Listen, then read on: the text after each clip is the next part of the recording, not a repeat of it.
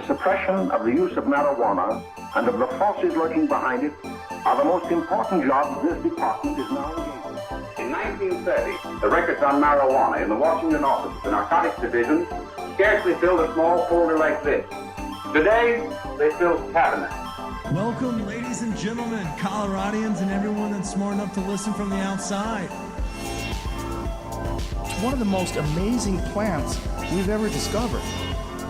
The pot party, the trippers, the grasshoppers, the hip ones, all gathered in secrecy and flying high as a kite. I got weed pots.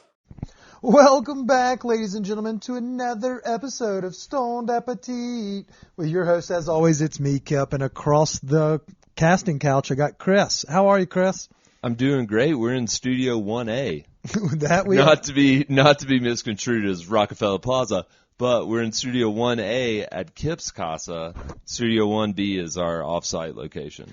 I would even say 1A stands for One Arvada Place. So, you know? Nailed it. Thank you. That's not our real address, so if you're trying to send me anthrax after this episode, you'll just have to use a Freedom of Information Act like everybody else to find where we live. But we have an exciting episode for y'all. We're going to recap Dank Eats. We're going to get fired up and ready for tonight's Halloween party that we're throwing down. We're going to talk little costumes, little snacks, little what cannabis we'll be diving into. And then we're going to do a little batch ballot breakdown, things of that nature. So we're going to talk about all that. Personally, we both hate both sides. Chris and I vote on the opposite side for most things, but sometimes we find commonality and hatred of all politicians under the sun. So we'll keep it pretty. But it is important to be involved. Yeah, if you don't vote, you can't bitch. It's something I was told at a young age. So I've tried to make sure we vote in all midterms, local elections, things of that nature. Because you want to be able to complain, you want to be able to yell at your city councilman and things of that nature, and your governor and your mayor as well. So we got a great episode this week. It's brought to y'all by Standing Akimbo Dispensary. Y'all know them. Y'all have heard about them. It's the #1 medical dispensary in Colorado. There are other places, maybe even places where you can take your med badge and get a quicker experience because it's closer to the house or what have you, but you won't find the deals that you find at Standing Akimbo. They have dank ass drops every single day of the week, whether it be edibles, cartridges, concentrates, flour. They've got something for everyone. Fuck, if you're looking for the elusive Shaolin knife, they've got those puppies over there. So if you're looking for the crazy 500 milligram dialed in rosin gummies, they got them for $30 fucking, Chris. I mean, come on. If you're shopping as a recreational patient, you're buying them in 100 milligrams every fucking time you're going in there. You can do that all one fell swoop with one visit to the doctor. Because that would cost you over $100 trying to equal that. Exactly. And the doctor's visit, getting the license combined is $100. So not only would you make your money back in one edible purchase, but not only would you have great deals on everything else you like to buy as well. So there's no reason if you live in Colorado, you should have your med card if you're smoking pot. Shit, even if you don't live in Colorado, get that med card anyway. So when you do fly in, we just got to check that ID, and I think it works. I'm not exactly sure. But if you have your med card, go check them out. 3801 Jason Street, and they have different deals every day of the week. You have online ordering. You can go through Weed Maps or their website, and you can see their daily deals of the week as well. So it's our 1A. And our 1B, Chris, like we were talking about with our 2 offsite locations, is our rec spot, Callie's Cannabis. 3 locations across the metro. Great deals. They have a rewards program that's literally paying us to get high, especially for those that don't have their med license. But they have all the bells and whistles that we just talked about. Concentrates, great flour, edibles, cartridges. So if you're just maybe you're about to go out for the night, and you're in Rhino, stop in, grab a pre-roll. They've got something for everybody. They even have the elusive dialed in, combo packs. They even have a couple of the Stoned Appetite dart pods left. So go check those folks out. Those are our 1-2 punch. Whew. Speaking of 1-2 punch, Chris, give us a little recap. What you been up to? Oh, man, the weekend was great. I had some more peeps in town. So Steph's mom was in town, and we did all the fun things. We kicked things off. Well, first of all, before that, Tuesday night, went and saw Marcus King at the Mission. How was that? You lived at the Mission last week. I know. It was great. Marcus King shreds.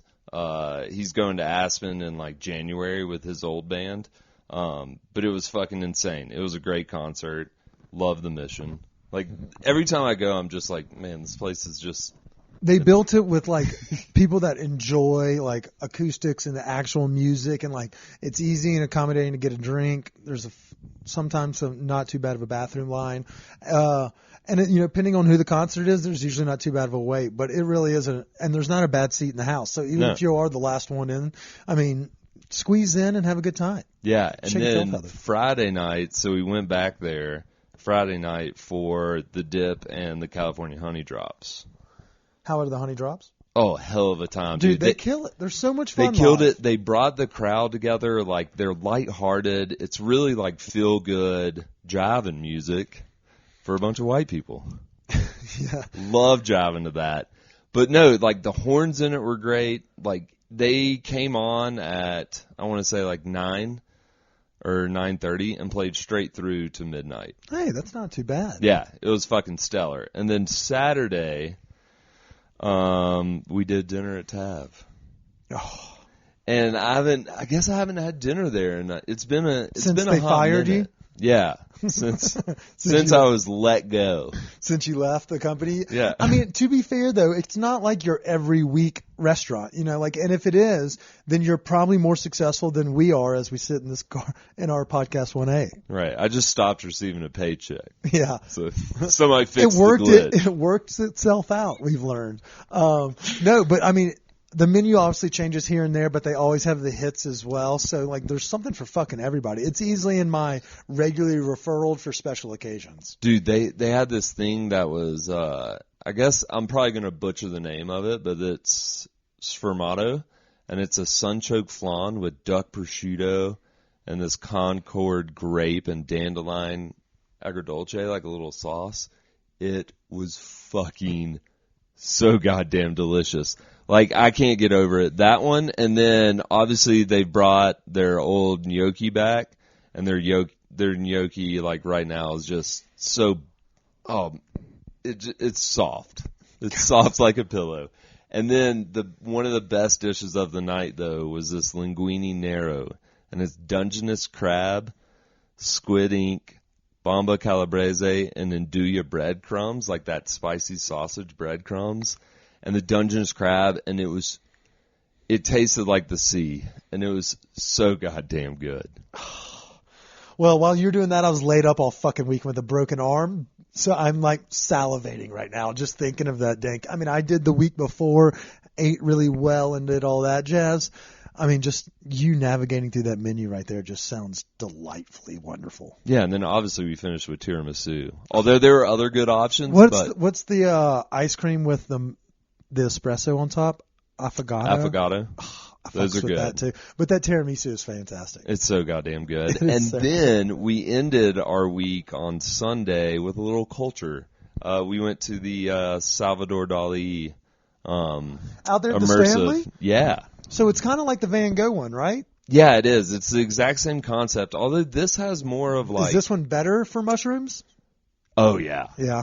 It seems like it would be. Like, I saw a video of his head, like, peeking around a corner, like, on obviously a digital screen or whatever. Yeah. And I was like, I want to fuck up party in this one, I mean, I think I just did the weeds on the last one. I may have eaten a little bit of a boom, but it feels like this one is set for a boom sesh. Oh, my God. You could have a minor freak out there. There's a lot of shit going on, and Dali was... Is it in the warehouse? Is it in the hangar, that big one where they always kind of do their stuff? You just walk... I mean, like, it's in Stanley. Like, you walk back to the back. Into that main hangar. I guess it's, like, right behind where that big beer garden is or whatever. Okay, yeah.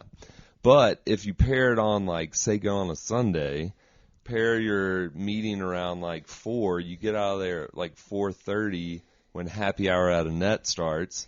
And then you can just have a cocktail. There you get maybe a little snack. $10 gin martinis all day. So you played that very well. I did. Nicely done. Did you score points with the in-law? Yeah.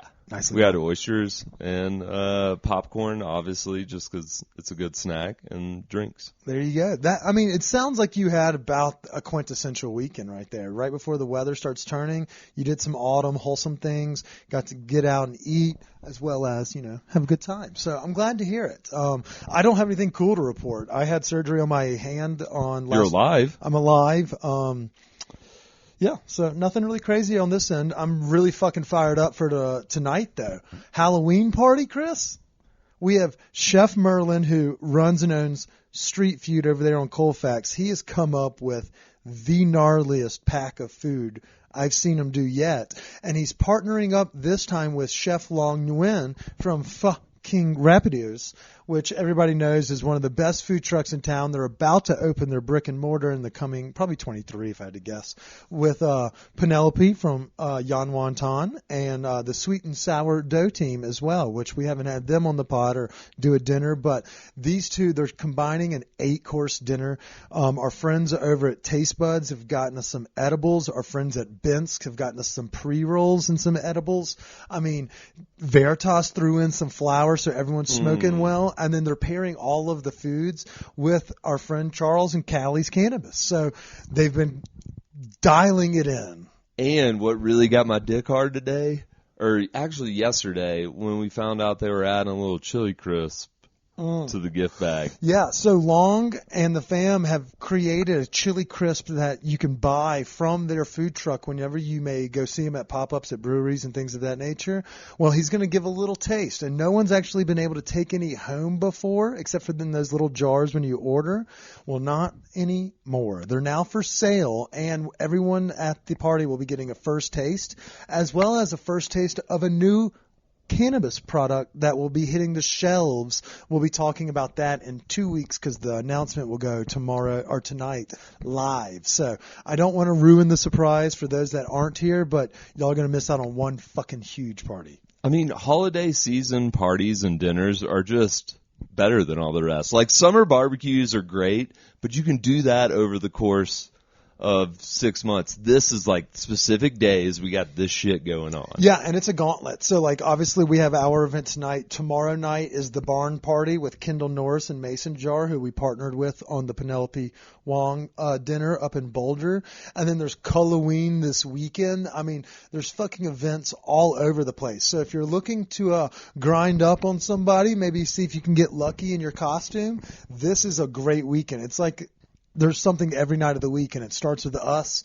We're the first runners in the, before we pass the baton. So let's go lay the fucking hammer down. Yeah. Come to us and then segue that into all these other events. Exactly. And speaking of segues, Chris, I didn't mention that Batch Extracts will also be at the party, sharing the love. If y'all are looking for cartridges, they're fucking delicious. They have a wide product line, so if you're looking for flavors or just straight, gassy terps, they've got something for everybody. It's what I called last week was the Miller Lite of cannabis cartridges, because it's approachable. You can find it at 200 other locations besides the ones that we always shop at, medicinal and recreational, and they have a litany of other products as well. It's not just Batch Extracts that's kicking ass. They also have those mixed dissolvables that I know knock your dick in the dirt. And they also got our minds right for the second half of this episode today, Chris. Are you ready to do it? I'm not ready, but we have to do this. It's a service. Yeah, so we mentioned at the beginning of the episode, it's the ballot breakdown. So what we're going to talk about here today is just the basic. Everyone can vote whoever they fucking want to for governor, lieutenant governor, secretary of state, attorney general, treasurer, all that shit, the Senate and the congressional districts. Obviously, if you don't know which district you're in, I'd recommend checking that out on the internet. You can probably see it on your fucking ballot. So we may not dive deep into those, but I can say that confidently, if you can't admit that Sleepy Joe won the 2020 election, then I have zero faith in you running any position of political office. Is that fair to say? That should be fucking understood at this point in time, right? Oh yeah, if you're a supporter of scandaled election or whatever, no, come on now. Yeah. We're safe. We're a democracy. Yeah, and to be honest, with all the lawsuits that Dominion's dropping the hammer on everybody else in the country, I feel very confident, in fact, that they wouldn't be going forward with a $1.3 billion lawsuit against Tucker Carlson and his friends if they didn't know that shit was on the button up. So fucking get over yourselves and stop reading newspapers that aren't real newspapers. Just think if you're high up at Old Dominion, like you got to be thinking like, oh God, we're about to score, fellas. I quit. I don't know how that goes down. Let's say you get the settlement of like 700 M's and maybe somebody like they take Tucker's ball and they put it in his mouth or something like on air. Like, how does that money get distributed? Is there like a group outing where it's like, hey team, we're all going to Barcelona with fucking Mayor Hancock? Like, how does that work? Huge company retreat coming up, fellas. Exactly. They're like, have y'all ever been to Monaco? We're going to go meet up with Mayor Hancock, who's drive some F1. Yeah. And I keep saying that because that came to light today that our mayor is kind of riding the coattails of the Denver Broncos to England and then Ireland and then Turkey. So when we want to complain about how people spend government money, that is a great righteous cause for us to complain about. But at the same time, he's not on the ballot this year. We'll talk about him versus Leslie Herod next year. But we do have a large ballot. I'd say it's one of the fattest ones that we've seen in some time. It's a 6-pager. Yeah. And for those that aren't readers, Kip, we're going to try to do this in an abridged version. You hear those dogs in the background? They're stoked about this episode. All right. So Chris, where do we want to dive in first? Should we talk about the Senate race with the incumbent Michael Bennet with challenger Joe O'Dea? Or do we want to just dive into the ballot issues that have really ruined our TV experience over the last 3 weeks? I think maybe the ballot question. All right, let's start with ballots. Okay. And then if we want to touch on Senate race, governor, and all of those things, we can. But let's start with the ballots. If you're looking for more information besides our two dumbasses talking about it, Colorado Public Radio has a voter guide. It's impartial, just as they always are, despite what your side you may lean. It just gives you information about who and how it will read on the ballot with basic nomenclature and things of that nature, or verbiage. And it tells you who's for it and who's against it, with like links to like different people who are supporting this thing. So, if you want to dive deep, you can, but at the very surface level, it tells you really much all the information you need to know. I love it. All right, so let's dive in. The first one's D, E, and F. Changes to charitable gaming operations, extend homestead exemption for gold-starred spouses, and a new judicial district. We're going to pass on those, but just because the other ones are a little bit more contentious, starting with Proposition FF, which is supposed to be the healthy meals for all public school students, Chris. But it seems like there are some folks that don't want to see this come to fruition for certain reasons, but it's mainly because where does the money come from to pay for these kids' food? Is that correct? Right. Yeah. I think some people are also, where the money's coming from is a huge issue, but I think some other people have issues with just about kind of the necessary budget to carry this out, and with inflation and everything like that, it doesn't seem that there's a good grip on how the program's going to actually work, is what the opponents are saying, people who oppose. And then those that are voting in pro of it are saying that obviously it's the No Child Should Go Hungry campaign, but we've oftentimes seen these inflated propositions come to the ballot without like actual fine-tuned, so people end up scraping off the fucking top. Yeah, one of the worst arguments though for it was something about some Republicans that voted against it. They argued in committee that higher income children who don't need the program could use it, and money should instead fund academic programs. So does that mean that it's automatic? So the contingency is the money would roughly come from an increase of tax on households that make over $300,000. Does that mean that tax is automatically going to happen? Like if you're rich, it's happening no matter what, and they're just trying to decide how to allocate the funds? No, I think they're saying like in this, like obviously they're proposing a tax to fund this. And people are saying, well, why doesn't it fund academic programs instead? Okay. You know, like we could, if we're going to use money to contribute to education, let's use it differently. Okay. Which is kind of like a moot point, because if kids are hungry in school, they aren't going to learn. Like, I mean, it's just a sense of safety. So, I mean, read up on this one because it is interesting. But yeah, that's definitely something that's important and needs engagement. No, and I think you're exactly right, because not only do, we saw it during the pandemic where kids, maybe not necessarily in your neighborhood or in my neighborhood, because we don't have kids, so we don't actually pay as much attention, but things that, like, those kids were dependent on being in school to be fed. And we know our friends, like Kevin and his wife and a lot of folks in the community meet up under a bridge and pack lunches for kids on Friday mornings to take home for the weekends and things of that nature. Yeah. Because it's, hunger shouldn't be plaguing the community, especially one where we have such residual income in some families and in some instances businesses. So I can understand wanting to feed them as long as it's properly allocated and budgeted. I think that is a great call in making folks maybe dig a little deeper, but the root of the plan is to help feed the kids that maybe, I guess, they'll get the blue book, I think is what it's called, where you have like a book that has stipends for your meals and things of that nature. So you have reduced price in food. Yeah, it just helps with the food insecurity. Like, that's the thing too, like just worrying about where you'll get your next meal. Kids shouldn't have to go through that. No, I couldn't agree more. So I think folks probably can see which way we're going to lean on that one, but we leave that up to everybody. The next proposition I wanted to briefly talk about, because it's more just in joking, is Proposition GG, which is giving voters more information about proposed tax changes.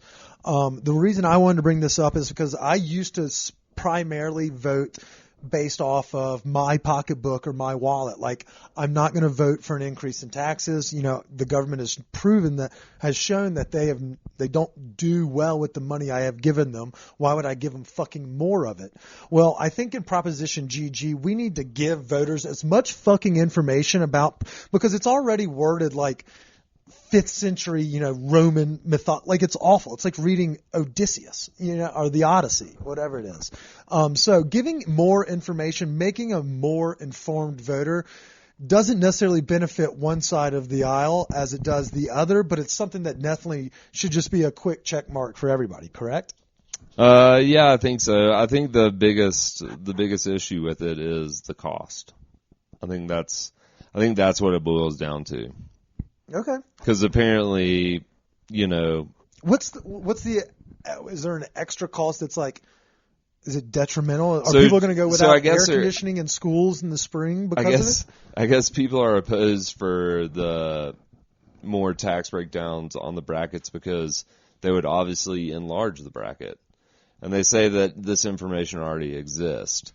But let's be honest, not many people are going to go looking for it unless it's right there for them. But then they say, so more expensive to print. And somebody states here, each additional page of the ballot costs an estimated $1.24 million extra statewide, which is a considerable amount of money. That's a fair, I mean, are we starting to be the people that after, the money machines went burr, burr, burr, burr, burr, we're now starting to be like, oh, wait, giving more information is the reason we're going to cut it off? Like, I don't necessarily agree with a lot of the spending that we use, but to create a more informed voter base, I would think everyone should be kind of on board with that. Yeah. Yeah. Especially when it comes to like taxes. Like, you want to know what's going to be affecting you and how, if it does really affect you as well, how is that going to work?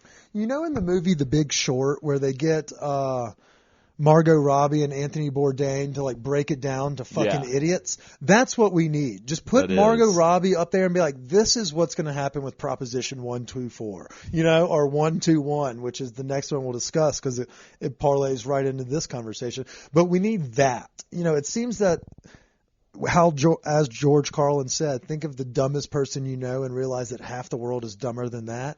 We need someone to dumb it down for us. And so I'm usually about making a more informed voter, because right now we look stupid as fuck out here.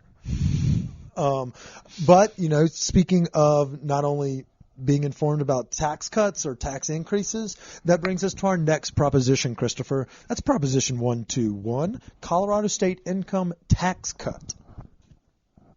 Give it to me. So I guess Colorado has a flat income tax rate. Yeah, and it sits right around 4.5. Right. They want to cut that by about 15% of the current number. So when I say that, I don't mean they're cutting it 15% of like your income. It means that it would be dropped down to 4.4%. But what that's going to really, it's going to kind of hurt our pockets a little bit, especially when we're just talking about the money machines, huh? But I mean, it's not really going to hurt our pockets that much. It's for anyone making over $100,000. So technically, I mean, that is a 3% reduction in taxes. Just after speaking about how I don't trust the government with the money I give them already, I mean, why would one be so weary about that? Everybody wants a little bit more money in their pocket, and it seems like Colorado has been very intelligent. Their voter pool has shown in the past, even when voting purple or blue, that they won't vote tax increases, which is a predominantly Democratic, standing point. But like if you're looking at the 100 to 149K a year bracket, it's only going to save them $129. I mean, that's not like a super significant amount of money. I mean, so you're saying don't take the tax cut just because you think that it would be better used in other resources by the government than if we all had 200 extra bucks in our pocket? That's a very good point. It kind of reminds me on that when I get a tax refund, I'm like, God damn it, this is an interest-free loan. And what you did with the money, I didn't like already. And now I get a little bit of it back. And if I don't do it properly, you send my ass to jail or fine me even more. So it seems like it's oftentimes a nickel and dime process. So being able to get one of those nickels or dimes back doesn't necessarily seem like a bad thing. But I'm also going to have to work a little harder to get into that bracket to where it would make the juice worth the squeeze. Yeah. I mean, that's one of those issues where you really need to focus and stuff. Yeah. My focus is a little off due to the marijuana that we've been smoking? Yes, but that's why we're here. We're here just to talk dumb shit about it, and then you can figure it out on your own. Yeah, we're just giving you the rough oversight. But speaking of dumb shit and things that we like, let's talk about the next proposition. This one actually kind of pertains to our wheelhouse. Proposition 122, which is access to natural psychedelic substances. It's pretty much the psilocybin campaign. It's more for a medicinal benefit. So it's not like you're going to be able to start buying this like you're buying from dispensaries. There will have to be a little bit more of a stringent policy in place. I feel like that's one of the things that are holding some folks back from voting for it, is that while we do want to see ourselves progress, especially with modern sciences and being able to research these other natural, medicines, do we have the system in place that's best utilized so that we don't look like a clusterfuck of a bunch of crazy people running around because we're giving out mushroom licenses or mushroom med cards willy-nilly? Well, I mean, you can't purchase mushrooms from a store yet. But if we leave these things kind of open-ended, I mean, like, where's the next step after this? If we start with research, are we going to get to a legalization where you can get it from a pharmacy similar to a medical dispensary? Or would you have to go through, like, the VA? Like, what are the next steps in place? Yeah, I don't know, because, I mean, it seems like it's going to be all state-sponsored, like... But you see that they have, like, DMT therapy in other parts of the country, so that's one of those things that we would be bringing to the forefront as well. I mean, does that mean that it would have to be like an in-house therapy, or would you be able to do an outpatient medication program through the natural medicine? I would imagine it's inpatient for sure. I would imagine you go there and you're in a safe environment. So what it says is that it would decriminalize the personal cultivation, possession, and gifting of the following psychedelic compounds, which we kind of have that in place in Denver proper already, but not across the state. Right. It would also create a system for state-regulated settings where people could consume psilocybin under trained supervision. So you are correct. And starting in 26, the state could decide to create similar regulated access to DMT, other things, and mescaline, excluding peyote. The fuck? And then it kind of... and it creates penalties for those that are caught under 21 with it. So it seems like it would not be retail stores. That's at least a little bit of insight into it, but it would kind of create a statewide method to which we already have here in Colorado or in Denver, which is I can go around with these space pigs and eat them at my leisure. Yeah. And to be fair, I think I'm pro for it. You know, I've seen the benefits of microdosing psilocybin. I still take the daily dosage of basic mushrooms and then dip in and out of it. But for those that maybe have a little bit more PTSD, trauma, depression, anxiety, things of that nature, I fully believe that psilocybin could work. And from my experience, I've never had a bad time on DMT. So I can imagine that if it's for medicinal use, it's probably got to work as well. So in regards to Proposition 122, I'm going to go ahead and just make it clear we're a pro 122 proposition. Yeah, anything that helps with medical research and giving access to people who need that type of stuff, I'm all for it. That's another reason to give a shout out to Batch. You know, their parent company, MedFarm, now Bud and Mary's, is a medical research plant where they work with Alzheimer's and cancer remedies and things of that nature. So we know the healing powers of the plants and now the fungi. So let's get that on the ballot. Let's get that an approval right there. So we're voting yay on 122. The next one, Chris, is the one for dedicated tax revenue to affordable housing. 123.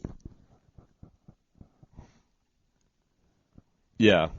I forget. I filled out my ballot a while ago, but I forget about all these because I read through them all. Proud of you. Yeah.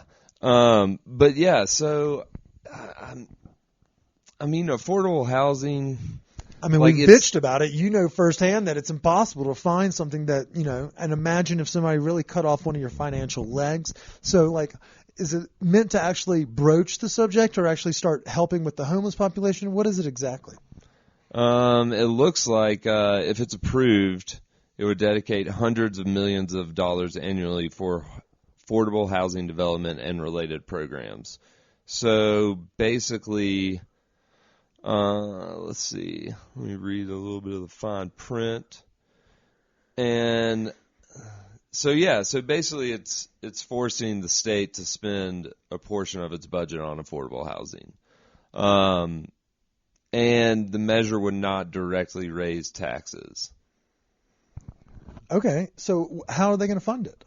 So apparently It's been earmarked? It would claim on some of the money that the state already collects. Okay. So that would be almost $300 million per year initially. And that's about 6 times what the state is currently spending on housing.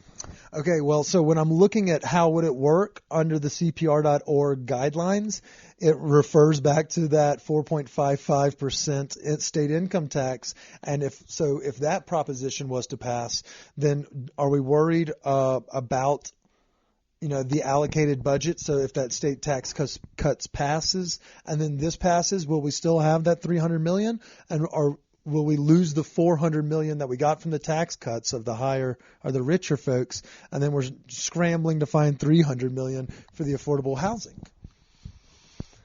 It feels like that one's a chicken egg kind of situation where someone's going to be left out in the cold, and I hate to use that as a pun because we're talking about affordable housing. I wish you would ask me business ethics. We're all dumber for listening to this podcast today. Find your home. So, I mean, obviously, like I said, like this one's, you really have to read this in the moment to really capture what all is going in, because it explains how the money, how all that's going to be handled. And, you know, I mean, before really, I can't remember, I feel like I felt for the affordable housing just because there is something that needs to be done with housing out here. I agree wholeheartedly in that. Not only for those that are unhoused, but also for the price gouging and the situations going with, the leasing situations with all of these new buildings coming up and just, displacing folks and then pushing them further away from maybe their work or their communities. I do agree that there needs to be something to address the affordable housing situation in Colorado. I couldn't agree more. So that one I'll probably vote yay for as well. We're not going to obviously tip our hand on all of our votes just because that's a fickle bitch and someone will probably end up sending me a death threat. But for some basic things like this, I feel like we could be fair in saying that we're pro psilocybin and we hope that everybody has affordable home above the roof over their head. And kids eat. And kids eat. Okay, so these are the ones that have been killing my television. These next ones. 124, 125, and 126? Yes. So these are the next three. I'm going to let Chris take the reins. He's our guy on this. You go, boy. Well, I guess there's, you really got to pay attention if you haven't gotten it through the TV yet, that these propositions are very different. Like, they're all kind of getting at the same thing with liquor stores, but they're incredibly different.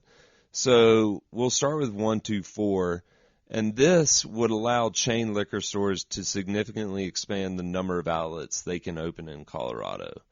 So I think there's some old laws and different things like that, and in Colorado, liquor stores are only allowed to operate 3 storefronts, with that number set to increase to 4 in 2037. So it caps you at 3. So I like Mr. B's Liquor. I think that they have one of the best selections of natural wines. The staff's knowledgeable and they're very friendly. And because they have 3 locations, you can grab it when you're going to the Dali thing or if you're downtown. So they would not be able to have a 4th one under the guise? I do not believe so until 2037. Okay. But if this passes, this would ease the restriction, allowing a liquor store to operate at 8 locations, and lifting the cap entirely by 2037. So does that mean that we would start seeing more like Walmart, Total Wines come in and eventually push our friends out of business if we vote kind of in favor of this proposition to kind of open the floodgates, so to speak? I mean, that's what I'm thinking. Because if you're given unlimited licenses, even your mom and pop shops that have the potential to expand, some of them don't have that kind of capital to fund that, and with rates getting so high. So then you would think your big ones like Total Wine, those places would come in and just buy up all sorts of locations. It makes sense. No, you're 100%, you're right. And I think that's, so that one may be the fickle beast where we vote not to increase the number of liquor license because oftentimes it may even, I don't think we're having any shortage of liquor stores. There's one on almost every corner already. So maybe capping the potential larger brands, your Kroger's coming in and buying everybody up and then taking over.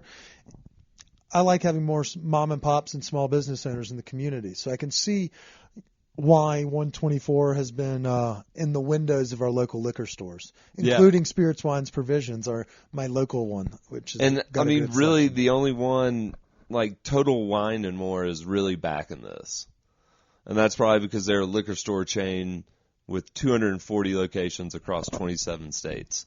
That's not personable. Yeah, and to be honest, that's why I go to the stores I go to. Yeah. It's, I don't hate Molly's and Argonauts, and they have a knowledgeable and helpful, friendly staff. But seeing, Casey and Emily at Spirits, or seeing Jared over at Mr. B's, I like being checking out our friends at Joy. Yeah, I miss Carolyn. We don't live over there anymore, but I miss them. It's those kinds of personal interactions and how we spend our money. So I can see why no has been in the window. This one for me, and I'll go ahead and say it. This was the easiest no I've ever made. Oh, really? Yeah. What about that glory hole receiver you had? That was a bad one. Yeah. It looked like the thing from Alien. All right, so on 124, we have teamed up to go ahead and say we stand with our local liquor stores. We will not be voting to extend the licenses. Obviously, do as you please, but if you're a Total Wine person, sorry for harshing your buzz, bro. Yeah, and sorry for a shitty selection. Yeah. And not good prices. I've been to one. It's like going to, any other fucking medical dispensary, and you're like, there's not a good deal here. I mean, I'm paying $75 for 500 mil. You should be at Stanley & Kimbo, $33. Yeah. I love it. That's a great call, Chris. Okay, so the next two are kind of contentious, and after those propositions, we'll briefly talk about the judges, and then we'll get out of y'all's hair. So, 125, allowing grocery and convenience stores to sell wine. We just tried to harp about what would be good for the long-term health of these small business owners and their shops. Does 125 kind of follow that same propriety, or what do we think about that? Because, how many times are we buying, what are we doing when we're at the grocery store? Are we trying to buy the Kendall Jackson? Like, would it have the Outward wines and the Martha Stomans that I like? Like, what exactly are we expecting if we were to vote yes and allow grocery stores and convenience stores to sell wine? So I don't think I can answer that specific question, like whether or not we'd see kind of the same stuff. But in most of my experiences, going into a grocery store and getting wine, like, it's not a varied and cool selection. It's your basics. No, I couldn't agree more. So I mean, like, I don't think you're going to see some grocery store here in Colorado get really creative and start carrying all these natties and different. Sprouts may, a Whole Foods may. I mean, we know the King Soopers in Glendale has been grandfathered in, and they have that liquor store so you can 1-2 punch it. I have a gas station liquor store neighborhood combo right here where they have a shared door right here on Wads and 55th or whatever. And I will say the one in the hand is worth two in the bush. If you're looking for like a bottle of tequila and you ran out mid mezcal or mid margarita, you can just go grab it, but they don't have, that deep selection of mezcal and things like that. So, like, if you're on the hunt for a specific kind of wine or preferred thing, you're still going to go out of your way to your shops. But the one thing I think about this, also fun fact, in 1982, voters rejected the measure 65 to 35%. So this has been on the ballot before, back in the day. But anyways, I think the Colorado community has such an ingrained kind of culture that, like, they go to liquor stores to grab things. I cannot tell you if I've ever bought beer at a grocery store. Maybe out here, I can't tell you even since they passed that. The one joy I'm trying to find in this is the New Orleans model, where I can just run up there and grab a quick bottle of whatever. If you're making a beef bourguignon, you can go grab that bottle of Noir that's $8, $10. Right. So one in the hand is certainly worth two in the bush when you're just shopping for ease of convenience. And I wouldn't hate being able to grab that wild turkey on the way to the football game at a 7-Eleven instead of having to find a specific liquor store. But I do think that this will probably put some of those folks out of business. Not necessarily the finer wine shops and things of that nature, but maybe your drive-through liquor stores that are on the random corners right off the frontage road in Colorado and Colfax. Some of those may lose a little bit of their panache. But see, and I guess or one clientele. good thing, I would like to know, like, how once the beer law passed, how that affected liquor stores. Yeah, that's when, seeing like across the state of Colorado, was there like a dip in liquor store revenue for beers and things like that?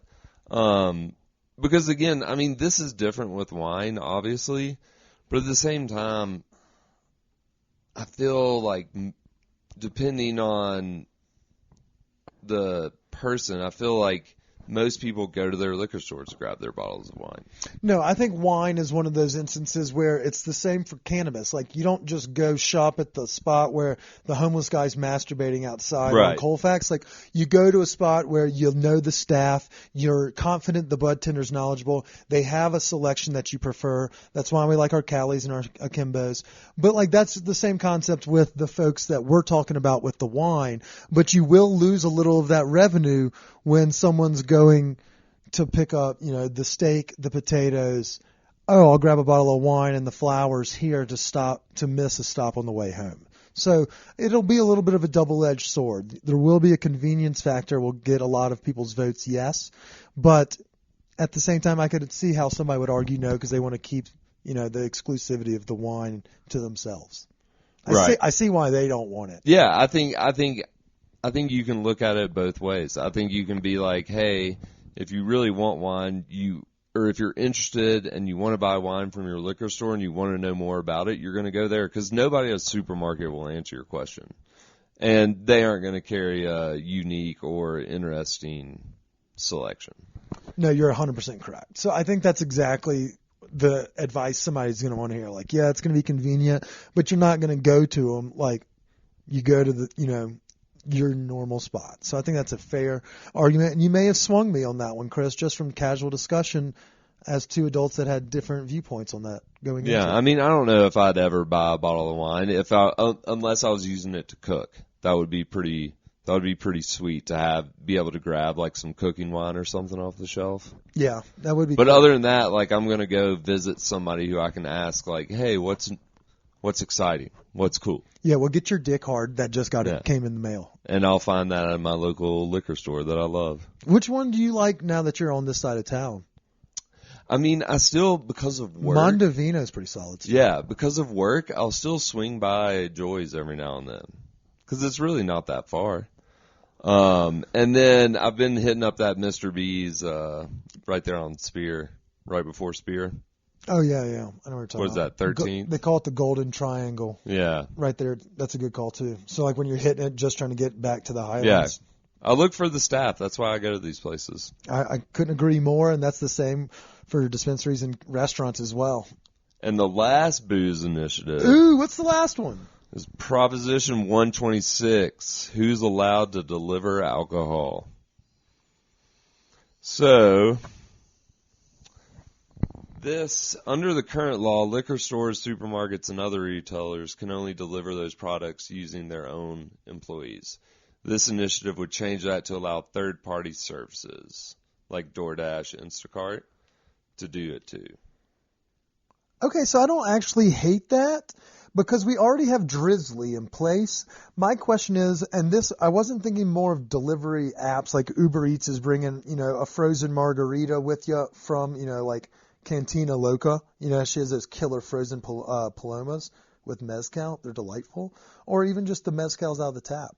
But at the same time, I was wondering if this would be advantageous for the person that maybe is a walker buyer as well. Like, we know that Rhino is kind of in that gray area where you can smoke pot in the alley, but it's not really legal.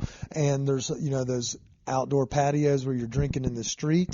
Would this mean that we could start like ordering a cocktail from Denver Central Market to go and then take it as we walk down through the alley to smoke pot? Or something like that? Or does it have to just be Uber Eats? I don't think this deals with that. It doesn't mean take out drinks. It has to be delivery? Well, I mean, even now, like the current law where you can, when Polis. Yeah, for the COVID things? Yeah, where you can have that and delivery and to-go orders with restaurants. And this measure would make the policy permanent. Okay, so this is just almost like an affirmation, like reaffirming that the other policy was working with a little more. Yeah, but fine-tuned. even if you went, like, let's say, which I did a lot of times, walked up to Illegal Pete's and grabbed a margarita, it's still legal to consume that, like, on the streets. Yeah, I mean, fuck off. But then it said that, okay, so. They said this change would require third-party delivery services to have an internal or external security process for drivers who deliver alcohol. So, checking ID. I mean, same thing GoPuff does when you order a vape pen, or Drizzly does when you order extra beer when you run out. So, no harm, no foul in that one, I wouldn't think.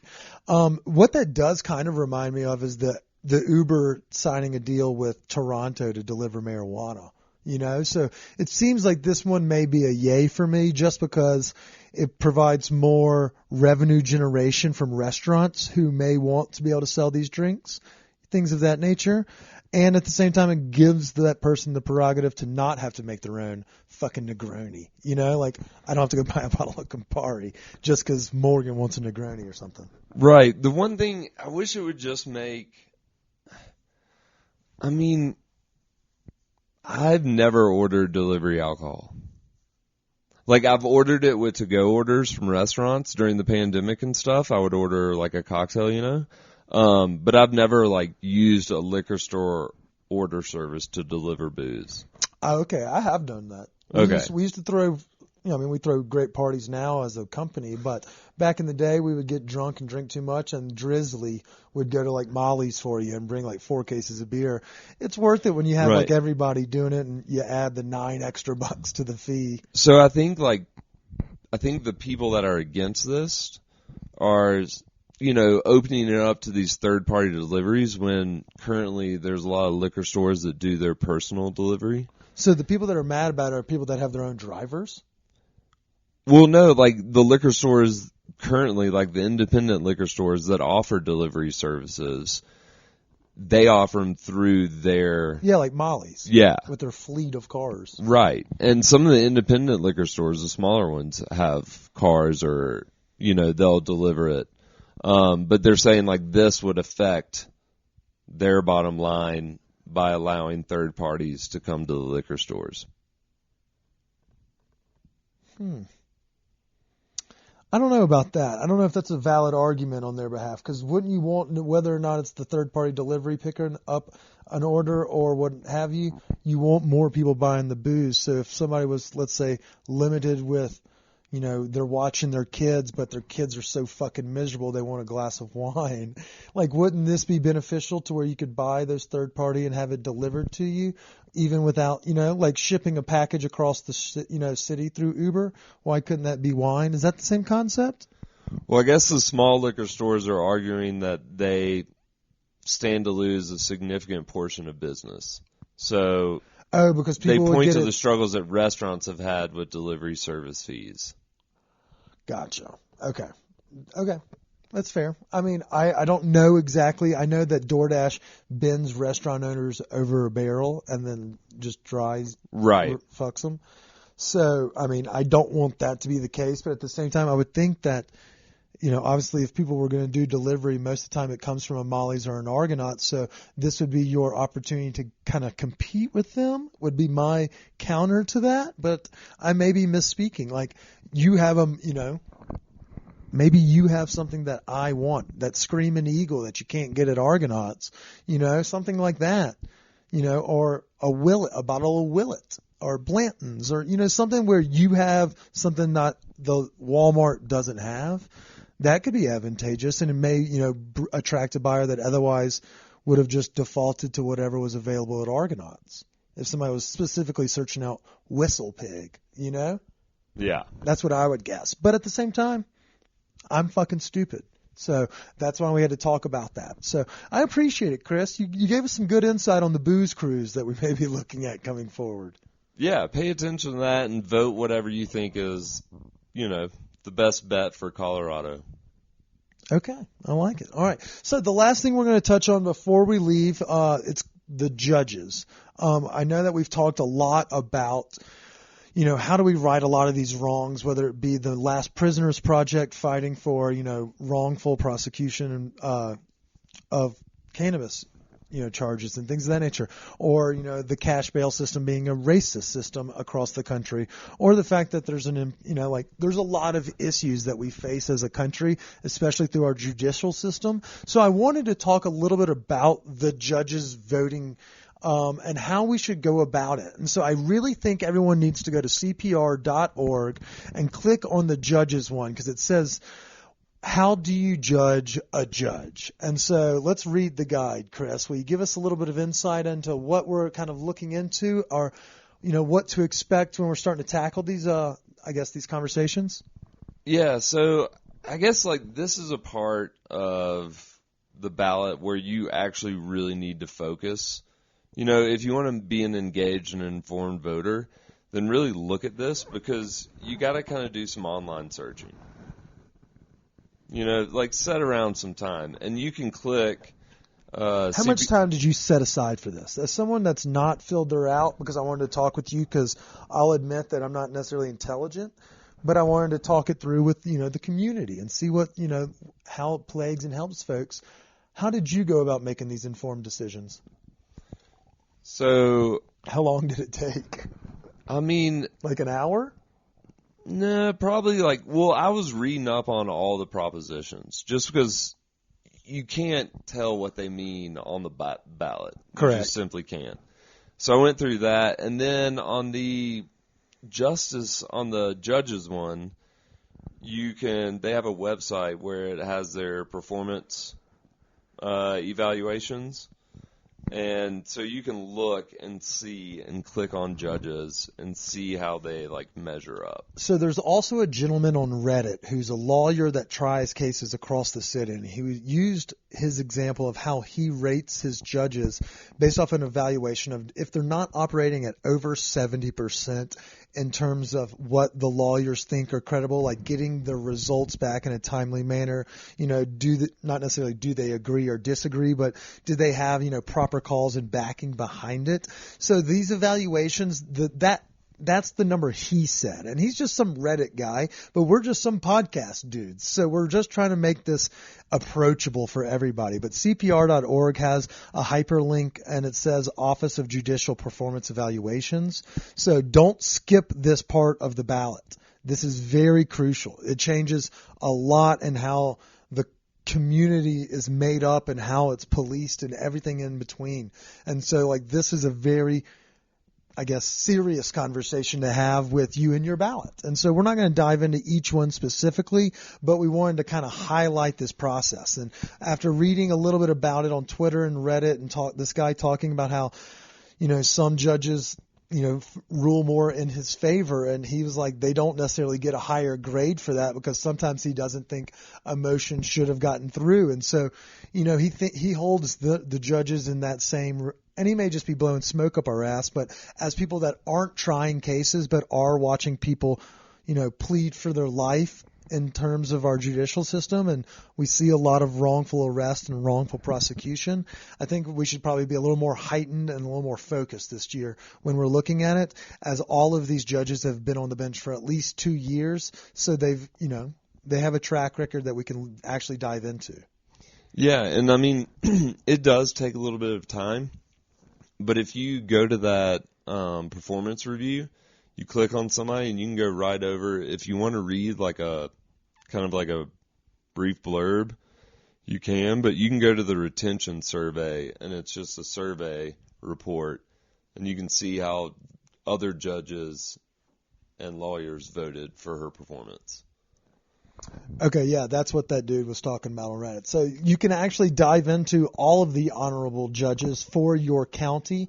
There's county court judges, and there's obviously district court judges for everybody. So get your ass over there, and judicialperformance.colorado.gov will lead you to that page. But I'd recommend navigating through the CPR.org because they're not giving you any left-right bias. They're just giving you the information at hand, and then you can make an informed or uninformed decision based off of where else you fucking get your information. As Scott Van Pelt said, I don't trust shit on the internet. Not since people started making money on TikTok. But realistically, there's no reason to ever fucking trust the internet. So do a lot of reasonable digging. Make sure there's some nice EDUs, ORGs, and GOVs at the end of those websites, and not comms, nets, and things like that. Before we go, is there anything we didn't cover? Obviously, we're Heidi Ganahl versus Jared Polis. Polis, the incumbent governor. He's kind of running on it. Let's continue to work on the progress. I don't agree with everything he's done. I think we've kind of tried to mask a lot of our bigger issues like homelessness and things of that nature. But at the same time, I have a little bit more faith than what would possibly happen if Heidi was in control. So I'm going to openly say that I'll be voting for Jared Polis, so he gets the stamp of approval from Coke. Yeah, I mean, I don't think there's anything really. Hancock, on the other hand. Mayors have a tough time, man. I'd hate to be a fucking mayor. They get in their own goddamn way half the time. Well, it's because it's because there's this illusion of a lot of power, and it's like you're always overshadowed by the governor. And you have the city council that can literally just like light smoke up your ass at any time. The coolest thing you can hope for as a city mayor is your sports team wins national titles. Yeah, like, and then you're like, yeah, we'll send our fire department out into the parade. Those are huge bonus points. You get to ride out there. You probably get to take some pictures with the captain. Like, Yeah. if you did not take advantage of the Avalanche parade, then you were doing yourself a disservice in the political landscape. But overall, I think Polis has done a well enough job To warrant re-election. Okay. And then we obviously have one election that's, I guess, pertaining to everybody across the state again, and that would be our election of the incumbent Michael Bennett versus Jim O'Day. Let me give a quick tip to the Colorado Democratic Party. Don't call people from phone numbers outside of Colorado area codes and then ask for our fucking support. And then when I ask who is he running against, not know the answer. It makes you look like a big bunch of dickheads. It makes it look like y'all are just, God, you can't get out of your own fucking way. Like your opponent's not necessarily the best human, and yet you still shoot yourself in the foot. It's like Pelosi going to Italy. Huge cans, shouldn't have been flaunting them in the middle of a problem here at home and not only in Eastern Europe. It's similar to that. Like, it drove me up a wall. I don't know if I'm going to vote for Bennett. I probably will. His landmark legislation has not gotten any steam, but he's trying, and I think to codify Roe versus Wade, the Democrats probably will need as much help as they can get in the Senate, which means they need to win 2 more seats, which means they'll probably be getting my vote, just because there's some really crazy fuckers out there. Yeah, there I'm kind of party voting. Are you? See, I'm not a member of the party. So. I mean, on paper I'm a member of the party, but I'm not like, I'm You're not like a strict party voter. When was the last time you donated to a political person? Have you? I don't have money to donate to political Okay, people. because I've never done that either, and so I just wasn't sure. Me donating $20 isn't going to help me with my taxes. I mean, you're right. Thanks to our friends over at Colorado Public Radio for providing all of this information to everybody. Hopefully y'all found something, insightful. Chris is smarter than I am. I hope everyone has a great week. We're going to party our tits off tonight. Have a great weekend. Cheers. Stay high, stay hungry. Smoke some politics. There you go. Cheers.